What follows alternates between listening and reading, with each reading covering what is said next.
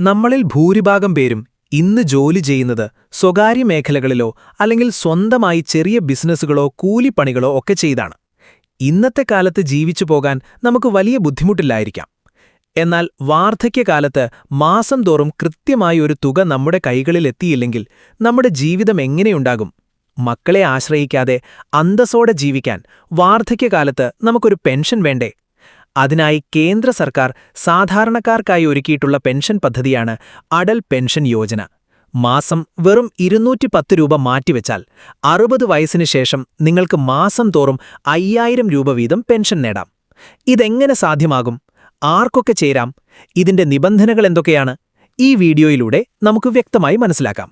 Video മുഴുവനായി കാണുക. Atal pension Yojana അല്ലെങ്കിൽ APY എന്നത് അസംഘടിത മേഖലയിൽ ജോലി ചെയ്യുന്ന സാധാരണക്കാർക്കായി കേന്ദ്ര സർക്കാർ 2015-ൽ തുടങ്ങിയ ഒരു പെൻഷൻ പദ്ധതിയാണ്. അതായത് കൃത്യമായ ശമ്പളമോ മറ്റ് പെൻഷൻ ആനുകൂല്യങ്ങളോ ഇല്ലാത്ത പ്രൈവറ്റ് കമ്പനി ജീവനക്കാർ, ദിവസക്കൂലിക്കാർ, കർഷകർ, സ്വന്തമായി ചെറിയ ബിസിനസ് നടത്തുന്നവർ എന്നിവർക്ക് അവരുടെ ഭാവി സുരക്ഷിതമാക്കാൻ വേണ്ടിയാണ് ഇത് നടപ്പിലാക്കിയിട്ടുള്ളത്. 5 തരം പെൻഷൻ പ്ലാനുകളാണ് ഇതിലുള്ളത്: 1000, 2000, 3000, 4000, 5000. ഇതിൽ ഏത് പെൻഷനാണ് വേണ്ടതെന്ന് നിങ്ങൾക്ക് തന്നെ സെലക്ട് ചെയ്യാവുന്നതാണ്. അതിനനുസരിച്ചുള്ള തുകയായിരിക്കും ഓരോ മാസവും നിങ്ങൾ നിക്ഷേപിക്കേണ്ടത്. 1000 രൂപ പെൻഷൻ ലഭിക്കുന്നതിന് 18-ാം വയസ്സിൽ ചേരുന്ന ഒരാൾക്ക് ഒരു മാസം നിക്ഷേപിക്കേണ്ട തുക 42 രൂപയും, 2000 പെൻഷൻ ലഭിക്കുന്നതിന് 84 രൂപയും, 3000 ലഭിക്കുന്നതിന് 126 രൂപയും, 4000-ഉം 5000-ഉം ലഭിക്കുന്നതിന് 168 രൂപ, 210 രൂപ എന്നിങ്ങനെയാണ് നിക്ഷേപിക്കേണ്ടത്.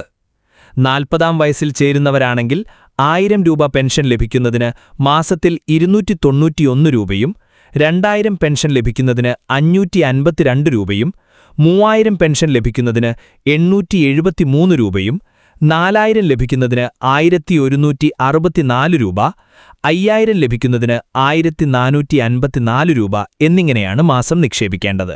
30-ാം വയസ്സിലാണെങ്കിൽ 5000 രൂപ പെൻഷനായി മാസം 577 രൂപ അടയ്ക്കേണ്ടിവരും. നിങ്ങൾ ചേരുന്ന പ്രായവും നിങ്ങൾ തിരഞ്ഞെടുക്കുന്ന പെൻഷൻ തുകയും അനുസരിച്ചായിരിക്കും മാസവരിസംഖ്യ നിശ്ചയിക്കുന്നത്. പ്രായം കുറയുമ്പോൾ പ്രീമിയം തുകയും കുറവായിരിക്കും. ഈ ഒരു ലിസ്റ്റിൽ നിന്നും ഓരോ വയസ്സിലും ചേരുമ്പോൾ എത്ര തുകയാണ് ഓരോ മാസവും അടയ്ക്കേണ്ടത് എന്ന് നിങ്ങൾക്ക് മനസ്സിലാക്കാൻ സാധിക്കും. 18 വയസ്സിനും 40 വയസ്സിനുമിടയിലുള്ള ഏതൊരു ഇന്ത്യൻ പൗരനും ഈ ഒരു പെൻഷൻ പദ്ധതിയിൽ ചേരാവുന്നതാണ്. ഒരു സേവിങ്സ് ബാങ്ക് അക്കൗണ്ടോ പോസ്റ്റ് ഓഫീസ് അക്കൗണ്ടോ ഉണ്ടായിരിക്കണം. നിലവിൽ ഇൻകം ടാക്സ് അടയ്ക്കുന്നവർക്ക് ഈ പദ്ധതിയിൽ ചേരാൻ സാധിക്കുന്നതല്ല. മിനിമം 20 വർഷമെങ്കിലും ഇതിൽ കൃത്യമായി പണമടയ്ക്കേണ്ടതാണ്. ഈ പദ്ധതിയിൽ നിങ്ങൾക്ക് 60 വയസ്സ് തികയുന്നതുവരെ പണമടയ്ക്കണം.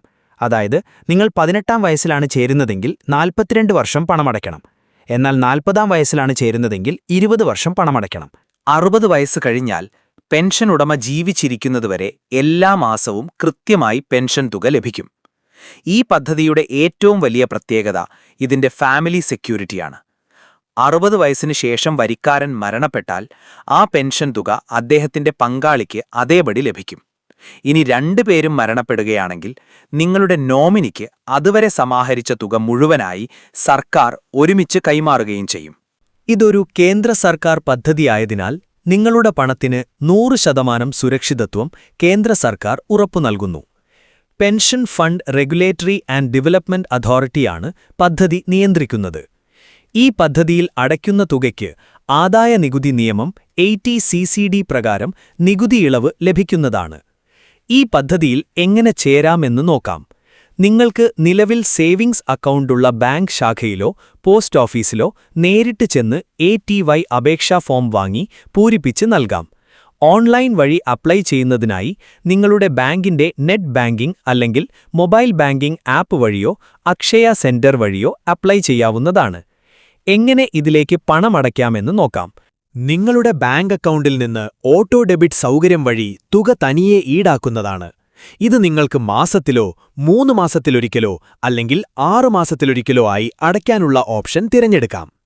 കൃത്യസമയത്ത് അക്കൗണ്ടിൽ പണമുണ്ടെന്ന് ഉറപ്പുവരുത്തിയാൽ മാത്രം മതി. വലിയ സാമ്പത്തിക സുരക്ഷിതത്വമില്ലാത്ത ഈ കാലത്ത് ഭാവിയിലേക്ക് കരുതിവയ്ക്കാവുന്ന ഏറ്റവും മികച്ച ഗവൺമെന്റ് പദ്ധതികളിലൊന്നാണ് അടൽ പെൻഷൻ യോജന.